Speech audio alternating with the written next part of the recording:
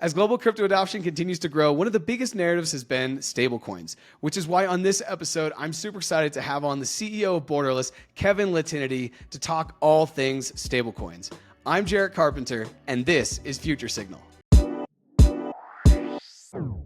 Kev, how you doing? Thanks for hopping on the pod.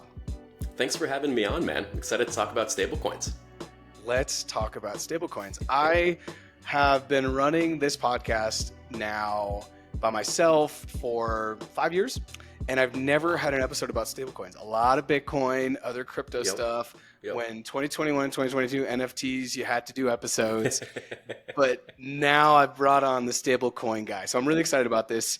Let's just kind of dive right in. And before we actually get to stablecoins, I want to talk about like your own history and background before Borderless. Like, talk to me about your crypto journey.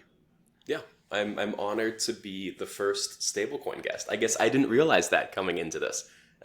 That's extra exciting for me. Now I feel like there's some extra pressure to have some spicy takes. Okay. I was gonna say no pressure. My background, I got into crypto personally in 2015, and then full-time professionally in 2016. And the part of that kind of attracted me originally was Bitcoin. I started off as a Bitcoin maxi and still very much have a Bitcoin maxi streak. I'm very libertarian. I did an episode back in the day on what Bitcoin did with Peter McCormick, where I talked about that Genesis Bitcoin moment for me was actually going to Coinbase, linking my debit card and trying to buy like $500 worth of Bitcoin. And then the bank rejecting the transaction as being high risk. And this kind of light bulb moment going off, going, wait a minute, this is theoretically, right? Not legally, but theoretically, this is my money sitting in my bank account. Why on earth can I not spend it on this perfectly legal, it's Coinbase. It wasn't even some like weird offshore, like, who are you to tell me how I can spend my money? Who are you to gatekeep what I've worked hard for? This is crazy. And that was that kind of libertarian streak, light bulb moment that went off in my head and was like, okay, we need permissionless money. And I'm going to spend, the rest of my career focusing on how we can build that permissionless money. And I think that's kind of a natural lead into stablecoins and why I've spent a lot of my time working on that, because while it's certainly not Bitcoin, and I do catch some flack for that for some friends, it is very much about moving money efficiently around the world. It is very much about payments. It is about giving dollar access to people in emerging markets who don't have dollar access. I have exactly zero interest in meme coins, I did get caught up in the NFT craze a little bit on the collector side because everybody did. And who doesn't love an overpriced JPEG? But very much kind of payments and money movement is my background. And I've now been working on stablecoins for 9 years, which I like to joke is a really long time to say stablecoins are coming next year. And I think that's no longer a joke. And if we look at kind of the institutional and enterprise adoption, the amount of time that the Visas and MasterCards and others are spending on stablecoins, I think we finally are getting to a point where blockchain is being taken seriously by these payments giants to move money around the world. This is never said this on mic before, but I had to change my TradFi bank about 2 years ago because they stopped supporting me moving money into, I think, Strike to buy some Bitcoin to DCA. Seriously? Yeah. And because I went years ago, and this is very much like I'm a millennial and very much after 2008, anti-banks, all this stuff, right? Yep. And so I went to a local bank. I'm like, let me support this local bank. There's only like 15 things, really small, like branch. Like I want to get away from B of A. I want to get away from Chase. I want to get away from Wells. And all this stuff has come out because all three of those banks have been doing things they shouldn't do for billions of dollars around the world illicitly, right? And then lo and behold, me being the quote Bitcoin crypto guy, my friends, right? Lo and behold, I have to crawl back to one of the big banks because they'll at least play ball with Strike, for example. So anyway, that's a complete aside to like, you're not, everyone has dealt with this. So, okay. You can go into unbanking for hours if you want. Kind of my first foray into blockchain professionally. I was the chief product officer at Prime Trust until about end of 2020. And, during that time, Prime worked with a lot of different underlying banks because as a trust company, you're a non-depository, right? So you need to work with a depository bank to do custody of the underlying cash. And that started off as US Bank. You can guess how quickly that relationship went away. And at this point, I would publicly shame them because I have no qualms about that. But I just don't remember who all the other banks were. But between Operation Choke Point 1.0 and then Operation Choke Point 2.0, I've been in crypto long enough that I've been fired from probably 8 or 9 different banks, I think, at this point. Not because of anything other than, you have a digital asset related business. It's insane how effective those choke points were. Yeah, you also said something about stablecoins that you're like, oh yeah, you've been around so long, you've said stablecoins are like going to be the next big thing in the next 6 months. This past summer, it was like June, and I was just seeing all this stuff. I'm like, okay, Genius is up, Clarity, we've got regulation, banks are coming, like PayPal has a stablecoin. I'm like, man, everyone's going to have stablecoins. And so I bought stablecoin.summer.xyz. I think if you go to it, it's that is great. Yeah, and I think I hope I still own it. If someone wants to go cop it, go cop it. But I think I'm going to try to hold on to that for as long as possible because there will be a moment, right? And I want to get into this, right? And maybe we can just dive right into it. But Sure. There's going to be a moment in which everyone in the United States, and I've always said everyone in the United States who has a banking app, right? So either Bank of America, Chase, or Wells Fargo, or maybe they have a smaller branch or they have a cooperative, like however they do their banking, they have an app on their phone. Every single person who has a smartphone in the United States has an app on their phone that they move money in. And I've said that I think by 2027, and here's where I want to check with you, that everyone's going to have access to Bitcoin, Ethereum, and then stablecoin. And I don't know if that's going to be USDC. I don't know if it's going to be USDT. I don't know if it's going to be the JP Morgan dollar. But where are you on that timeline? Is that accurate? I think 2027 is incredibly reasonable. But I don't think that there's going to be a single defining stablecoin. So right now, we're in a massively expansionary market for stablecoin issuance. I think Genius has enabled a lot of folks. And what people don't think about is stablecoins are outside the US, stablecoins are about dollar access, right? That's the product. It's not actually a stablecoin. It's access to the global reserve currency, i.e. the US dollar. And in a lot of these markets, especially emerging markets where we see a tremendous amount of traction, think of like Colombia, Brazil, Argentina, South Africa, Nigeria, Philippines, etc. These are places where the average person can't call up JP Morgan Chase and say, I want to open a checking account, right? So being able to get access to the dollar through a stablecoin is massive for them.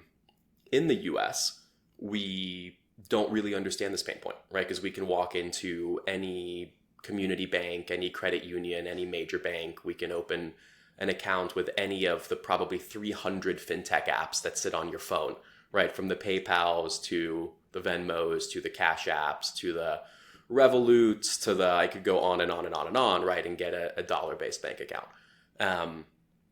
But so for us, it's not about access to the asset, but it is very much about the counterparty risk, right? So who is the issuer? And if you're moving from a typical bank dollar to a blockchain dollar, now your counterparty risk changes from, if you're an institution, it used to be the Fed. If you're a retail consumer, it used to be, a bank that's too big to fail with FDIC insurance. And now your counterparty risk is that issuer. So is Circle going to be the dominating counterparty kind of that you want to take risk on? Or is it going to be a consortium, which is probably my take, of JPM, Wells, Bova, etc. That's how bank-related products get built, right? Think about something like Zelle. Zelle wasn't created as an outside third party. Zelle was created by Early Warning, which is this bank consortium, right? I could very much see the same coming from stablecoin, and I could see in the US, outside the US, you don't care as much because you just want the dollar. But in the US, I could see enterprise and institutions saying, okay, well, I don't necessarily want to take counterparty risk on a relatively small company like a Circle.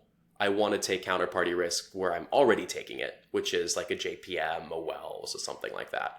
So I definitely think that you're going to see a lot more issuance, and you're going to see consortium issued tokens, bank issued tokens, corporate white labeled tokens are taking off. But I do think this kind of single issuer fintech business, I think that's dead. I don't think we're going to see another Circle in this market, but we're definitely going to see other stablecoins getting launched. So when we were connected. I sent over a list of questions, and I hope to stick to some of those, but you just hit on some very interesting parts of the stablecoin ecosystem, if you will. And I guess what I want to do now is ask you this like simple question. So you've just talked about two things, and you did it very like fluently, which was really great. And I live somewhere between Massachusetts and Columbia. Okay, and so I'm constantly in between those places, and I just got here a couple days ago. And one of the things I want to ask you now is there's going to be people listening to this episode who I have a good amount of Bitcoiners who follow, right? And I also have just people in the United States. Like the large part of the audience is people in the United States.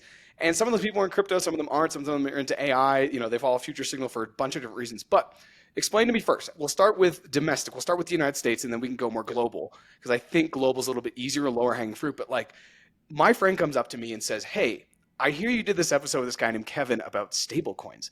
Aren't those just digital dollars? Why would I not just use Venmo? How do you, and I know you get this all the time, Venmo or Cash App or any of these, what's your like quick response? And feel free to go as deep as you want. Sure. I'm honestly kind of bearish on stablecoins for local payments. I think those problems have been solved for the most part in the US. They're solved by fintech apps, Venmo, Cash App, etc.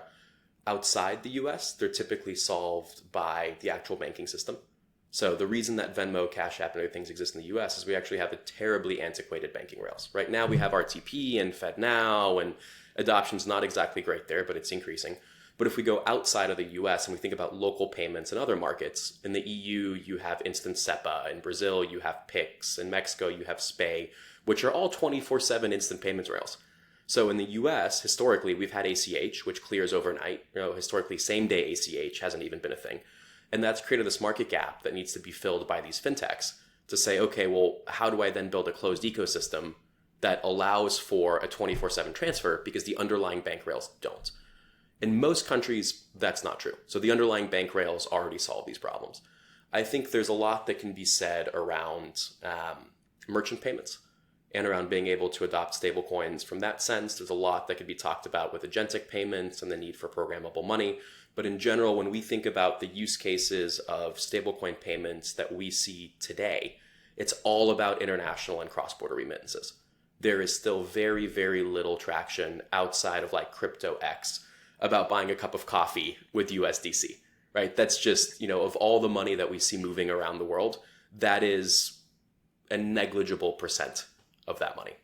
Okay, great. Yeah, and in Colombia, there's two bank products, as you called out, that recently in the last like month, they've actually created something that will kind of be like a Zelle. Like I'm going to speak in US terms for people, right? But it's like, imagine if there was a Zelle between Venmo and Cash App. So, you know, you and I go out, we get a beer, and I'm like, all right, Kev, throw me some money. And you're like, all right, I have Venmo and I only have Cash App. There's going to be a thing now that bridges, which is kind of like a Zelle for everyone. And it's also tied to your phone number, which is really interesting. Cool. So it's like I can go anywhere and just use my phone to pay, which is, I think, if not more advanced than many parts of the United States, you know, and you can go anywhere in the country and everyone has these.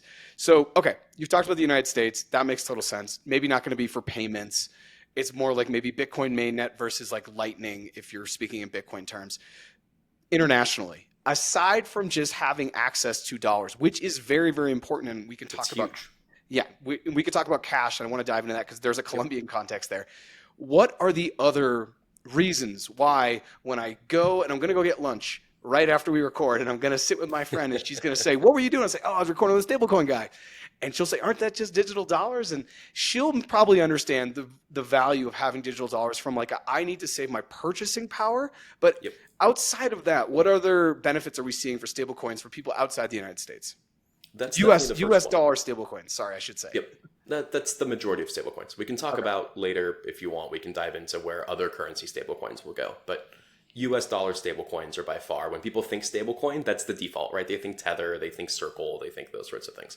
And I think you hit on the biggest consumer use case, which is dollar access, right? Stablecoins represent the best way that we have as Americans to export the US dollar around the world. And there's a lot of markets where people don't have dollar access, where their inflation or their currency volatility and things like that is completely eroding their purchasing power.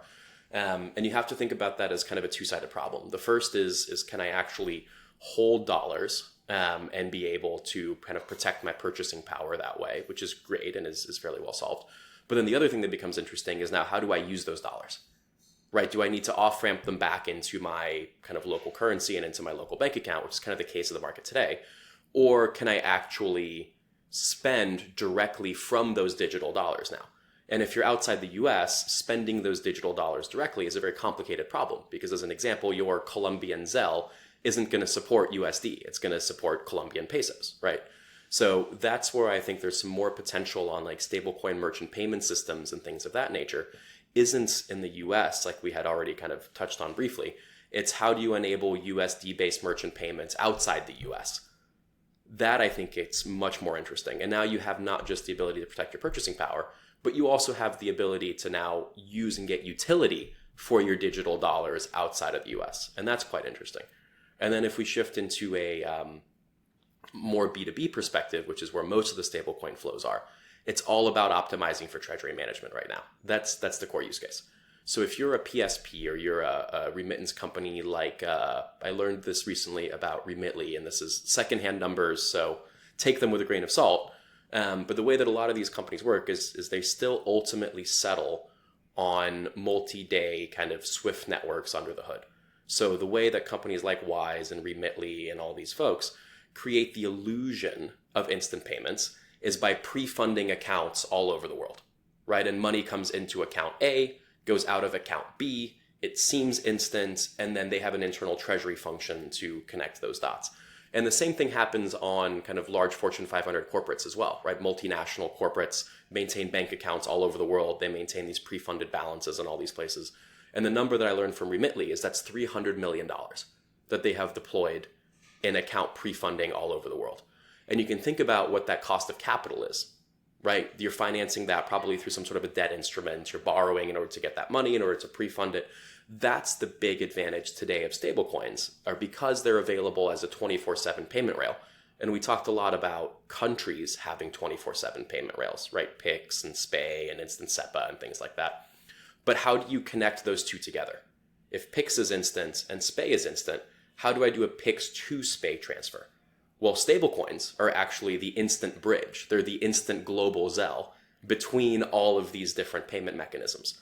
And now all of a sudden, maybe I still want to hold a few hours worth of liquidity for pre-funding because, who knows what happens, and I want to have some sort of kind of hedge in place.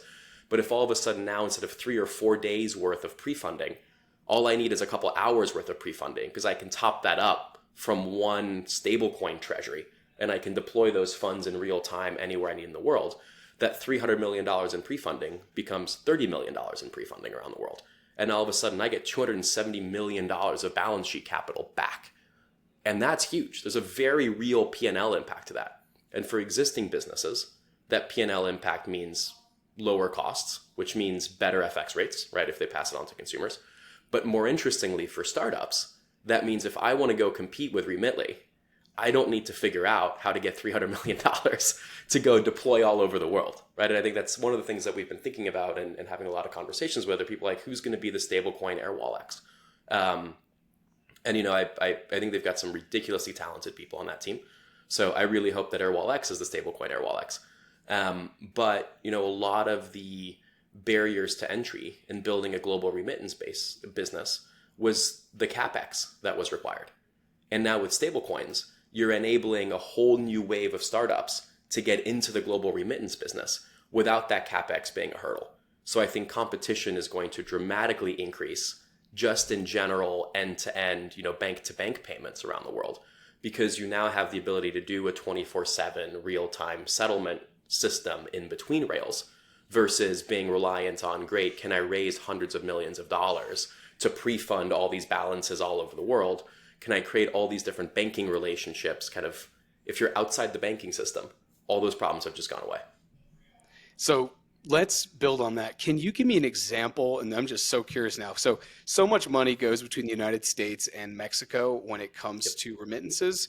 Also, United States to Guatemala, it's about 10% of their GDP. You could pick many places in Central America.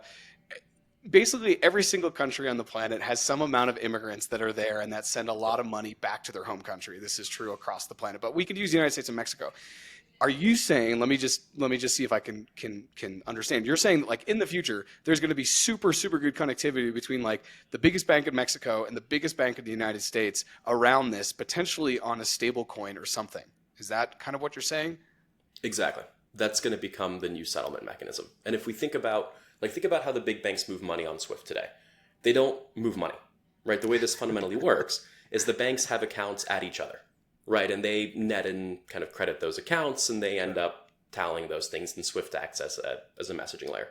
If you're a major bank, that's great because you can get through the counterparty risk processes and things like that. And you can say, okay, as this other major bank, I'm going to let this major bank do, hundreds of millions of dollars worth of transactions.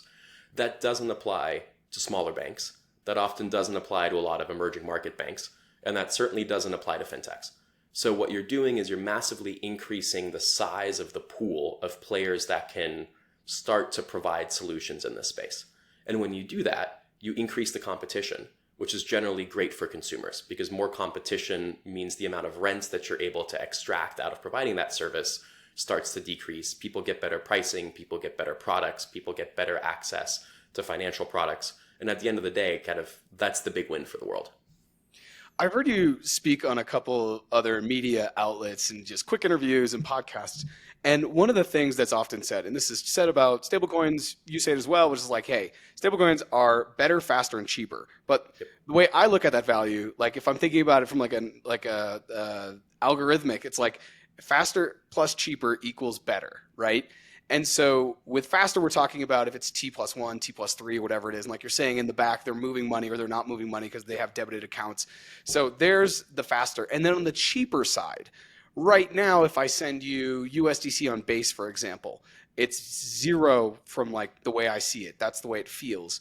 Is there a situation in the future where it like, because right now, if I send money, and you're not in Colombia, I'm assuming, maybe you are, but if I want to send you money and I have to use we have to find some third party app, they're going to charge me, right?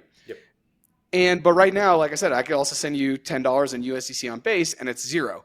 Where is the point in which either the current fintechs drop lower because they have to compete with stablecoins, or a stablecoin's going to have to, meet the fintechs because they actually have to pay overhead, and buying U.S. bonds or buying government instruments to cover things like I think Tether has been doing for I don't even know how long. It may not be the sexiest thing for smaller startups that just want to use stablecoins to like improve remittance payments. Hopefully you're picking up on what I'm putting down, but is there a future where even it's just like, hey, it's 1%, but everyone agrees that that's so much better than the way we used to do it, and it's actually faster, and it is still cheaper? I think we've got to break this down into two types of payments. The first is kind of on-chain payments, right? Wallet to wallet. And then the second is bank payments, right? Think on-ramp, off-ramp. So if we are in a on-chain payments context and it's purely a wallet to a wallet, I think it's going to be really hard for fintechs to start to monetize those things. That's really putting the power back in the hands of the individual consumer. I can go and I can get a MetaMask wallet or anything else. And with a little bit of technical know-how, not too much, right? Wallet UX is getting a lot better. I can do a USDC transfer or a USDT transfer on pick your favorite chain. And that's going to cost me, almost nothing. Let's call it fractions of a penny. And that works to any blockchain address in the world in real time for no cost. I think there is eventually a world in which a lot of people are on-chain. And that's a very interesting value proposition. But that's also not the world that we live in today. The world that we live in today is one where most people are interacting through fintech apps and through banking apps. And most money is held in bank accounts, not on-chain. In that world right now, speed creates the cost advantage. So if you think about these fintechs, these neobanks, etc., there's a couple different ways that they can do things. One is this pre-funding mechanism. And we've talked about the CapEx that requires and the cost of capitalizing that kind of business. So there's a cost savings there, not because stablecoin transfers themselves are cheaper, but because stablecoin transfers are faster, therefore they remove this need, therefore they create that cheaper effect. The other thing that we're also starting to see quite a lot of outside of the pre-funding requirement is if you're not doing those sorts of things, then at what point are you locking in your FX rates? And what does your exposure start to look like? And if you're kind of a large multinational corporate, you have access to FX desks and lots of other things that, you have more sophisticated operations. If you're a smaller fintech, that's where, again, the cost advantage starts to come in. Where if I send you a transfer and that transfer takes 2 days to settle, theoretically, I have FX risk exposure for those 2 days. And if it's Colombian pesos that can fluctuate by 5% in a single day, that's a very material amount of FX risk. If I do this with a stablecoin on-ramp that settles almost immediately, now all of a sudden, is it necessarily cheaper from a transaction fee standpoint? No. But is it cheaper than taking 2 days worth of FX exposure on an asset that can fluctuate by 5%? Absolutely it is. So those are kind of the two cost savings mechanisms, but they're not inherently cheaper on a transaction basis. You have to dig a layer deeper, and they're cheaper because they remove pre-funding requirements, and they're cheaper because they reduce the FX risk and the potential volatility. Yeah, I for some reason have never considered that, and maybe I'm just too in the rabbit hole, like I'm the fish that doesn't know it's wet. But what you're saying is kind of like speed is, because time is money, speed is actually money, right? And yes, you don't have to have the huge CapEx requirements and all this other stuff.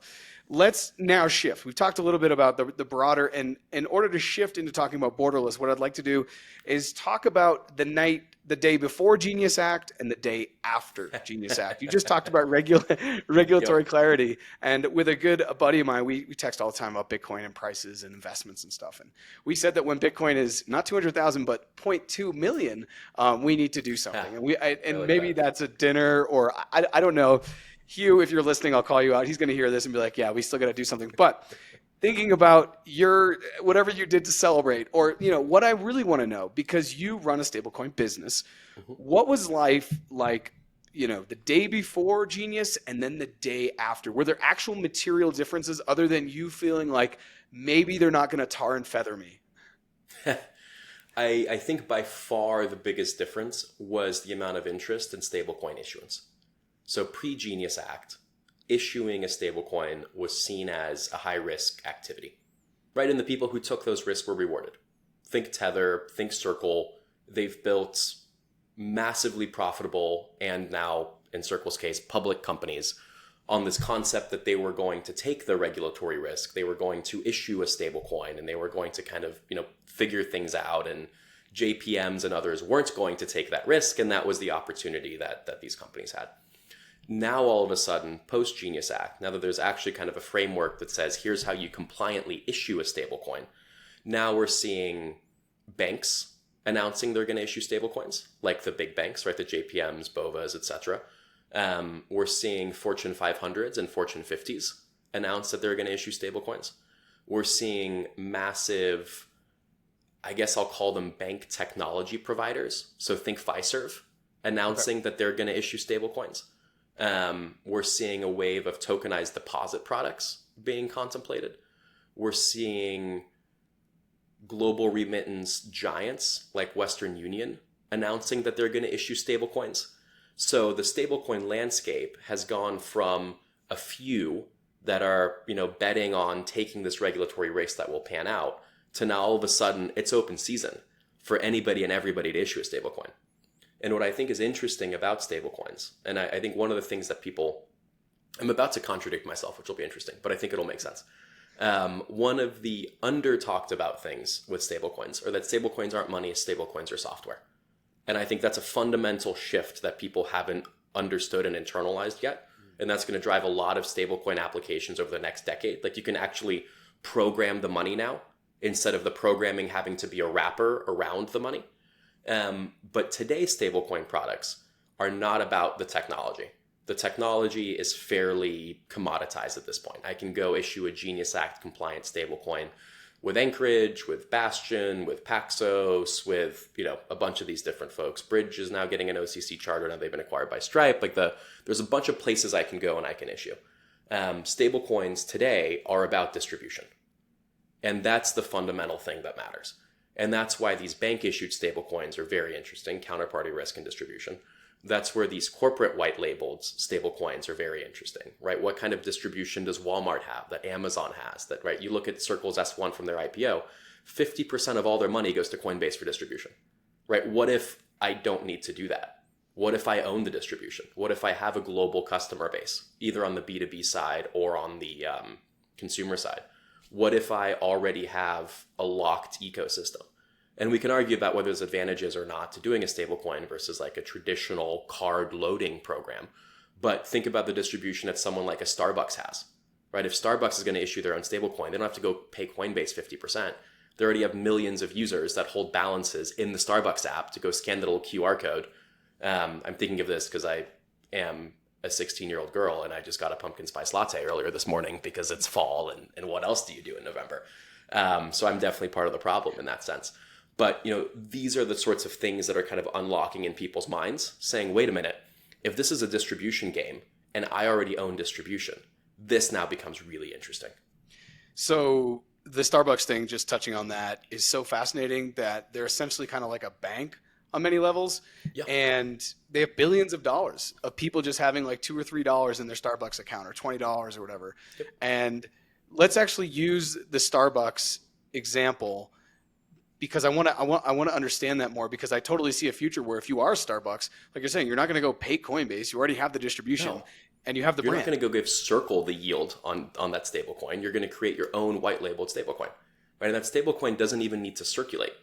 It doesn't need to go outside of your ecosystem if you don't want it to, right? It can be purely within your own distribution. And now all of a sudden, instead of Tether getting the interest revenue or Circle getting the interest revenue or something else, now as Starbucks, you say, okay, now I'm keeping all the yield on this, right? I'm going to create, and this is not, the concept is not new. Companies have been creating their own currency systems within their ecosystems for years. They just haven't called it currencies, right? Think airline miles. Think of buying tokens on a platform and then using those tokens to transact. Think of Xbox points. Think of this, miles, points. This is an internal closed loop economy. Now all of a sudden, stablecoins are giving everybody the infrastructure where you don't have to be United Airlines anymore to go and build this thing. Anybody can say, great, in under a couple hours, I can go to one of these issuers. I can issue my own stablecoin on a blockchain. And what does that give me? That gives me the fundamental currency. And that gives me the fundamental ledgering mechanics. That gives me the transfer abilities, right? All these things that I used to have to build internally.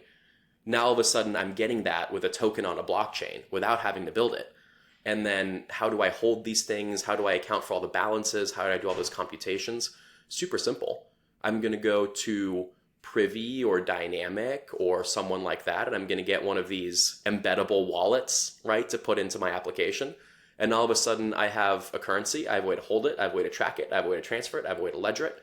And I can do all of this in a day's worth of coding versus I'm United Airlines and I'm going to go spend 9 months building out an entire balancing, ledgering, tracking, refunding, etc. system for my internal economy. So I wanted to dive more into what Borderless does, but you just brought up something that I will eventually, maybe we won't get to Borderless. Maybe next episode we'll get into Borderless. Yeah, exactly. I'm happy to talk about stablecoins all day. Exactly. Tune in next time. The thing about crypto and the thing about Bitcoin, right? You are Bitcoin maxi, ex-Bitcoin maxi, still a Bitcoin maxi. Now you're just Still a building Bitcoin in maxi at stablecoin. heart. I tweeted the other day from Future Signal that I think the two best uses of blockchain are Bitcoin and stablecoins in that order. They're the best things that we've seen thus far to actually help people, I think, move their lives forward. As we've said, faster and cheaper equals better. Yep. So that doesn't touch upon the sovereignty and the faster and cheaper equals better, because sovereignty is also is always the umbrella for me that sits over crypto. Yep. And I when something you just said, and now I'm in my X and I want to pull up something because I've saved a couple things I wanted to ask you about, and one of them is, this is from the Watcher Guru, which whether you believe it or not, it doesn't whether it's right for me sometimes about information, and in today's day and age, and people, I'm going to get killed for this on the internet, is less important for me sometimes than about directionally what it's trying to say about where we're going. And so this says, Bank of England to limit stablecoin holdings to 20,000 pounds. And I also saw something too, and maybe I can dig it out. I tried to save it, but it was saying that in Europe, by 2027 or 2028, they are going to limit payments or something to 10,000, including Bitcoin. So I assume that stablecoins will get grandfathered into that or be a part of that. Any thoughts on like the future of, because what you've just said is like, look, and I think when you start to think about stablecoins or Bitcoin or crypto or anything that's digital currency as software, it changes the chip, right? It's like, oh wow, okay, it's not just like the cash I gave to Kevin because he got me a beer, right? Yep. So because it is that, and I think I'm brushing up against like why people don't want CBDCs, because they can be controlled, because they can be tracked, because it is so easy to see who has what, and the government can see it. And then and you said you were a libertarian, and like those are all things that are like nightmare fuel for you. So, Yep. Okay, in what way could we go? And I was going to get to this later, but in what way? Now we're here. In what way could we go awry with stablecoins?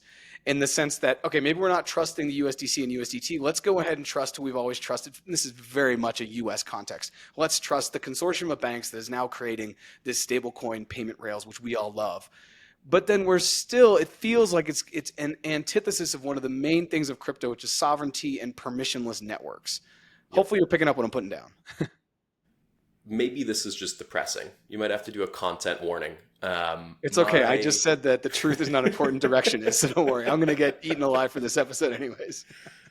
My hot take is that for non-USD stablecoins, the vast majority of those stablecoins will be CBDCs.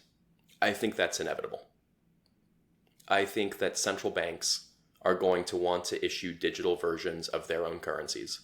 And I think that a lot of these governments have either a lot more authoritarian or aggressive government policies, right? If you just think about how many airlines receive government subsidies or are kind of shadow government owned, how many other services are owned by government around the world, the kind of mass privatization is very much a US-centric concept. So if we step kind of outside the US, where the government is already owning most public goods and services, and the central banks are already issuing the money, the central banks are going to own the blockchain issued money. I think that's just an unfortunate fact of life. In the US, I think we can avoid that. But around the world, it's going to be CBDCs. That's what you're going to see as your Colombian pesos, as your Brazilian reals, as your Indian rupees. The Indian government's not going to have some random third party. Maybe it will be private in the sense of a company that is, owned 49% by it's going to effectively be CBDCs, whether they're going to be CBDCs in name or CBDCs under a cloak of privatization. That is realistically the path. And that very, very much clashes with the ideals of the blockchain world, of permissionless, of all these other things. And I think for me, actually, that is the most difficult thing to reconcile about working in stablecoins, is the fact that I think a lot of the stablecoin world is going to move into CBDCs. And I actually also think that a lot of the stablecoin world is going to move into permission chains. And that is also heartbreaking for me. That's one of the things that I've just shared, and maybe you agree with me that like the two best things we've come out of blockchain as far as moving humanity forward has been Bitcoin and stablecoins in that order. That is one of the tougher things for me as a Bitcoiner, because I do think stablecoins are really important, and I see it because I wish I could pay my rent sometimes in stablecoins, because I wouldn't have to deal with the bogus exchange rate that the bank is giving me as I move my dollars into pesos. And then I have to use a third-party app to figure out how to do that, where I also get nicked for maybe 2 or 3% more.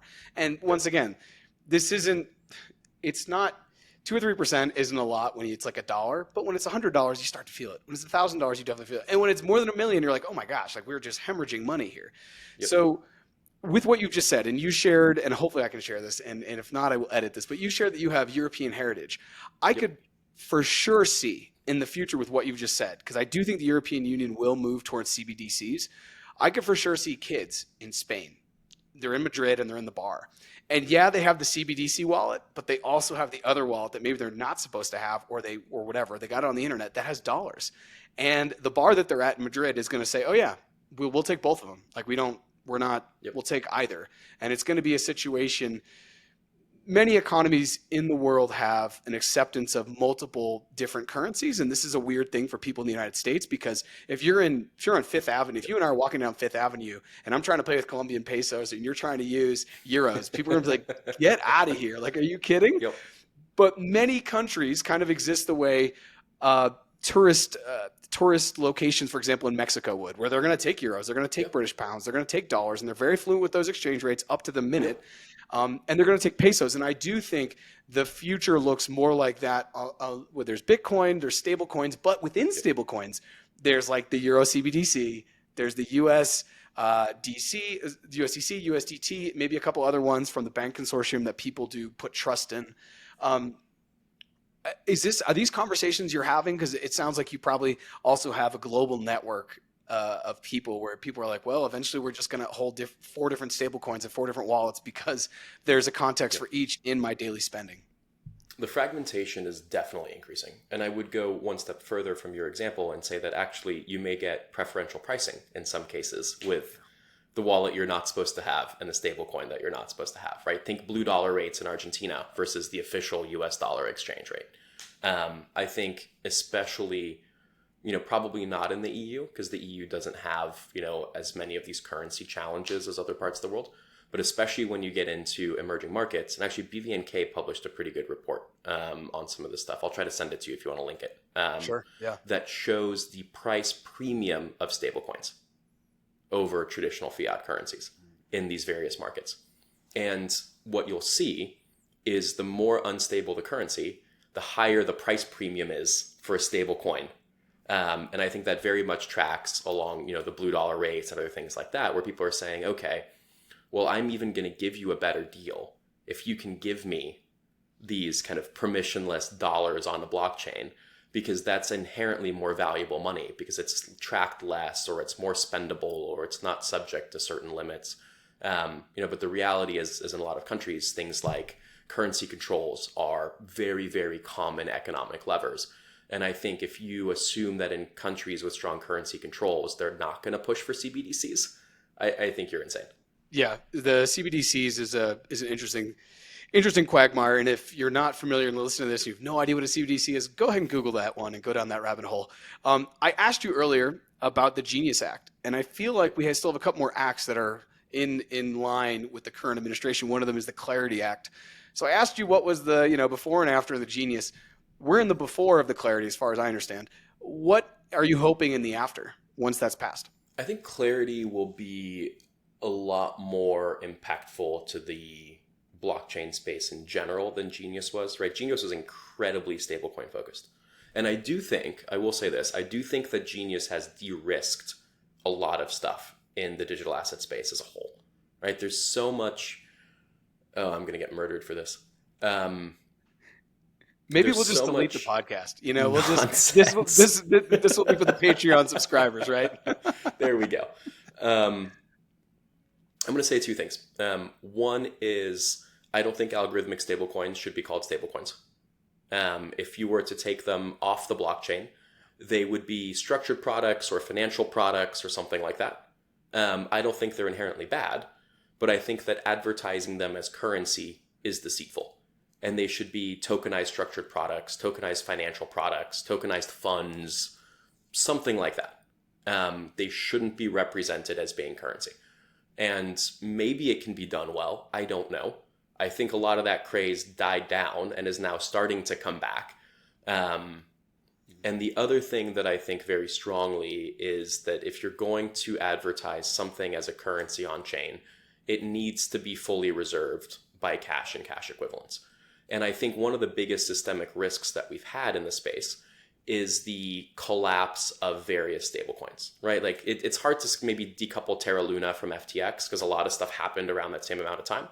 But especially as we're getting institutional and enterprise and other forms of adoption, to have a stable coin completely collapse and erase the value that's being held in it. Like think about that from the Colombian perspective. Think about your friends that aren't blockchain savvy, that aren't crypto natives.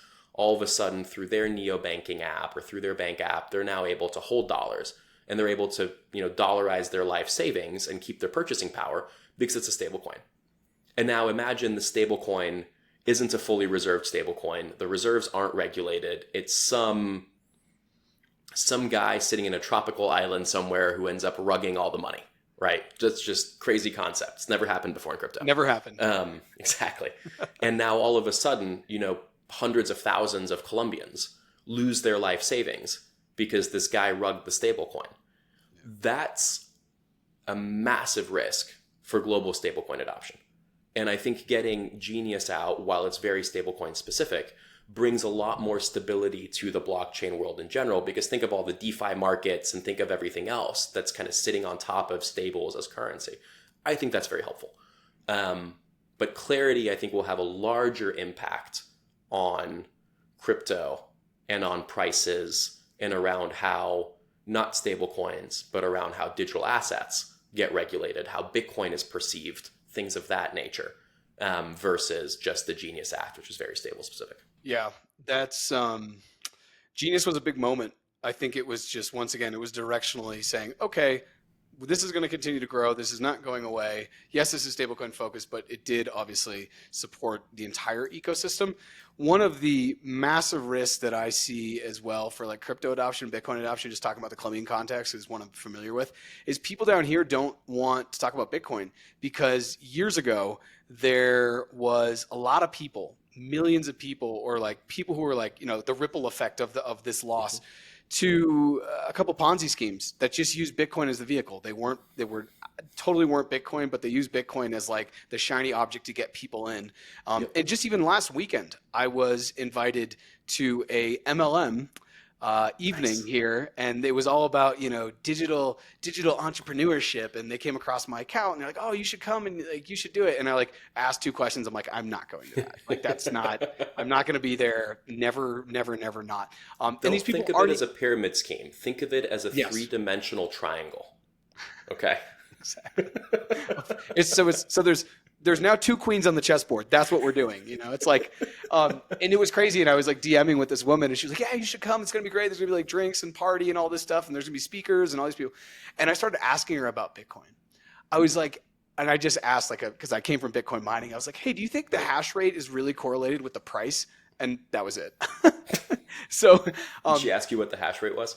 Yeah, exactly. No, that was the end of the conversation. But all that's to say, in parts of the world where maybe there isn't certain conversations happening around Bitcoin and there's just like a cultural burn, that is my fear too. When I think about certain stable coins moving forward, you know, if a bunch of people get burned, money comes and goes. But like once your reputation is gone, it's kind of gone. So a lot of people here, they don't want to even talk about crypto or Bitcoin because they do think it's a scam and it's aligned with their lived experience, which says this is a scam, even though Bitcoin is not a scam. So yeah. If we need adoption from traditional financial players, which I think you do, right? And again, our entire business is to make on-chain money globally interoperable with off-chain money, right? So we're very biased here because our whole business is that interoperability. So we think that's really important. We have one customer as an example that is a Latin American bank, and they have struggled to be able to obtain a direct SWIFT membership. So they see stablecoins and global off-ramps as a lifeline in being able to do international remittances outside of needing a correspondent and intermediary banking system with a bunch of different hops, which inevitably flows through New York because that's how money works, even if they're actually sending to Africa or to Asia or to something else. These are, you know, the stablecoin teams in these banks have a loud voice in this market, but they're very much the minority. And if they get rugged, it will be a decade before a bank is open to touching a stablecoin again. Like that is kind of the pivotal importance of this moment. Like think of consumers getting rugged. It's terrible and they shouldn't. But trust will rebuild in a few years once 20 of their friends tell them, you know, how great it is. When a financial institution gets rugged, it's a decade of adoption that's gone, not a few years. Yeah, and I'm glad you anchored it from the institutional side. And now, thank you for bringing us to Borderless. Why I tried to do it subtly. Yeah, no, that was nice. You're like, what we do. So Borderless, was that always the name? Because I think it's one of the cleanest names in Web3 crypto, whatever you want to call this space. Yeah, because it's super clean. And why was that? So, you know, a lot of what I have spent my time doing is building infrastructure for stablecoins from a very US-centric perspective. Right? So obviously Prime Trust was a US regulated custodian. Unfortunately, it had a very spicy end to it, which is part of why I left at the end of 2020. It was kind of the direction that things were going and some disagreements internally. But that's not the topic of this podcast. But the point is, I've spent a lot of time working on kind of what does asset custody look like for stablecoins? What does issuance look like? Right, a lot of people don't know. Prime Trust powered TrueUSD, which was the first US-based fully reserved stablecoin even before USDC launch. True Euro, True CAD, True GBP, which was the first basket of currencies on chain. I also built the first stablecoin as a service product, which came out in, I think it was like early 2018, had 20 or 30 stablecoins running on that infrastructure stack. Like, I've done a lot of very US-centric thing, rails, liquidity, custody, issuance. And the number one question that we kept getting asked was kind of international markets, right? Can I do this in Europe? Can I do this in Argentina? Can I do this in Brazil? Can I do this all these different places? And I'd always had some sort of a vision to not build the locally licensed provider, but to build the global technology layer that connects all these different locally licensed entities together. If you think about traditional banking, imagine if banks had to integrate the APIs of every other bank they ever wanted to transact with, right? That makes absolutely no sense. This is solved with networks. Now, in the traditional world, they're closed networks, not open networks. But if I am a Swift member, I can transact with other Swift members, right? If I issue on VisaNet, any merchant on VisaNet can now process this card, right? I don't have to do all these different integrations. In stablecoins, that's not the case, right? So in theory, this should be the ultimate expression of open banking. We've agreed on a standard. It's a stablecoin. We've agreed on a ledgering, settlements, etc. mechanism. It's whatever blockchain network you choose to support, right? Whether it's EVM or Solana or some closed loop thing or whatever it is. But you don't actually have the orchestration, the messaging, the connectivity layer, right? If I say, okay, let's bring this back to cash as an example, to say, okay, well, I want to help people move money from the US to Colombia. So I need to on-ramp funds in the US. I then need to settle those funds to an off-ramp in Colombia and then liquidate that into Colombian pesos and send it out to, local folks. How do I do that without integrating an on-ramp here, an off-ramp here, building all of that internally? That was kind of what Borderless set out to do, was we said, okay, how do we actually make money borderless, for lack of a better word? And how can we build the network and the platform whereby you can connect to one API, and that can now connect you into dozens of different on and off ramp providers all around the world, so that you can orchestrate across providers. And you can say, on ramp me here through this person, off ramp me here through this person. I want to look at the different spreads and FX rates in this market. I want to be able to settle between these different platforms. And of how do you productize that entire layer so that people can launch stablecoin payments products in days or weeks instead of months? And that was kind of the founding thesis. And now our vision continues to be to make on-chain money globally interoperable with off-chain money. And that's what we focus all of our time on. So I believe, and I was on the website, you guys are in a certain amount. I want to say it was 14, maybe it's 14 currencies over 50 countries. I'm getting those confused. But you're obviously not fully global yet, right? It's not every corner of the earth. What are some of the challenges to get to every corner of the earth? Like, what, maybe you can call it a region or a country specific that you're like, this is going to be difficult. Like, the story in my head is obviously you guys being in North Korea is not going to be easy. That's like an authoritarian regime. They don't really want to talk to outsiders. That's probably the most extreme case. But what are some other, and this is like, what is a region or a country that is important to global commerce that may be kind of tough to get into? Yeah, I think the other issue with North Korea is also that I live in the US and I don't look good in orange. So that's the other general issue with transacting with that regime. But, outside of countries that are, officially sanctioned, which is why we don't, work in Russia at all at the moment either. It's a lot of local regulation. So there are countries where stablecoin on and off ramping is still not legally permitted or legally incredibly frowned upon, right? So think of like Saudi, think of mainland China, regions like that. The way that we've structured the business is that we connect our customers, the originators of transactions, to locally licensed entities who are the beneficiaries in these countries. So if there doesn't exist a company that can then locally process the fiat side of that payment and the liquidity, then Borderless can't operate there yet. And one challenge is definitely the local licensing and the local kind of regulatory landscapes.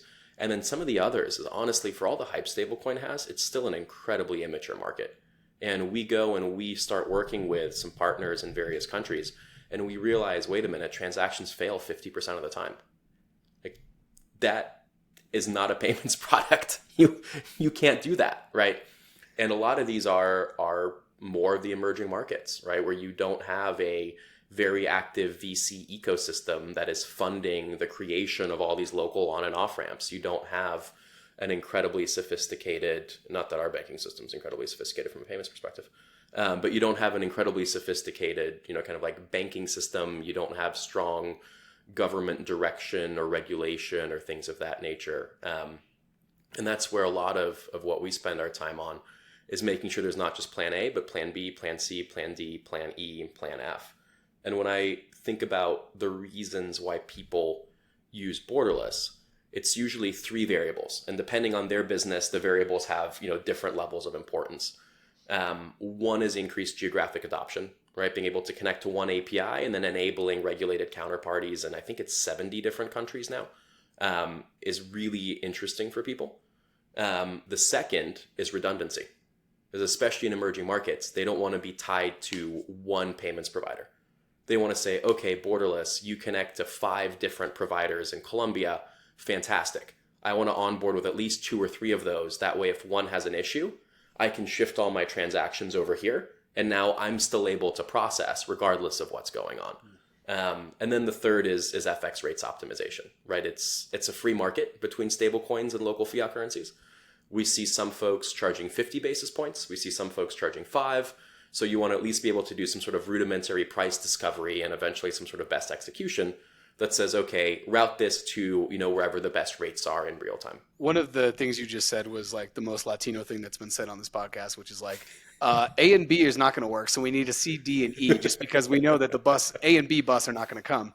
Yep. Very Colombian of you. So on that line, we had I put out a tweet and I said, hey, Kevin's coming on. If you have any questions about stablecoins, please let me go. And Hugh said, it kind of goes to this and how many different ways we need to be able to prepare the dish. How many different dollar stablecoins do we need beyond USDC and Tether? Is there a future for non-USD stablecoins, other currencies? We've kind of talked a little bit about that second part, but just that first part, and maybe you've been asked this 1,000 times, so hopefully you're ready for this one. But outside of USDC and USDT, my take is you don't need it, and I think it's going to be really tough to get in, as you've already said. But do you see a need? Is there a need that I'm not seeing?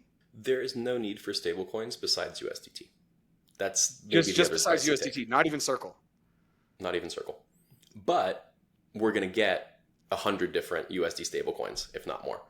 And one thing that I think is interesting, and I don't have a well-formed thesis on this yet, so I probably shouldn't say it, but I might as well. I think we're going to see a bifurcation in USD stablecoins. And that bifurcation is going to be US-based US stablecoins. And I think we're also going to see non-US based USD stablecoins. And that is going to be interesting. Because in the US, we're going to have the Genius Act, right? And that's going to regulate reserves, and that's going to regulate issuance in what is honestly a very sensible way, right? We can argue the details of exactly how it could be improved, but generally, by and large, Genius Act is well contemplated and is very positive regulation. But that only applies to the regulatory, sphere of the US. USD banking is difficult to get in other countries, but not impossible. And I think we're going to have people issuing USD-backed stablecoins from non-US jurisdictions where they have access to US banking, or USD banking, I should say. And theoretically, those issuers don't really need to comply with the Genius Act. And there may be a cost or regulatory arbitrage in doing that. Now, whether that's going to help consumer confidence or not, whether that's going to become another diligence point of hey, yes, it's a USD stablecoin, but it's issued not out of the US, so you don't know about the reserves as much as other things. I really don't have a good thesis on where that drives the market, but I do think we're going to see a non-zero amount of people issuing USD stablecoins not from the US as a way to get around the capex of kind of complying with the Genius Act. And that may drive some interesting adoption across LATAM or other places. It's just, I feel like that's coming. I don't know if it's good or bad. I just feel like it's a thing that's coming. Per our conversation about, if there's going to be a rug and how bad that is for consumer confidence and just overall brand, because then people are like, oh, stablecoins are crypto, and then all crypto is a scam.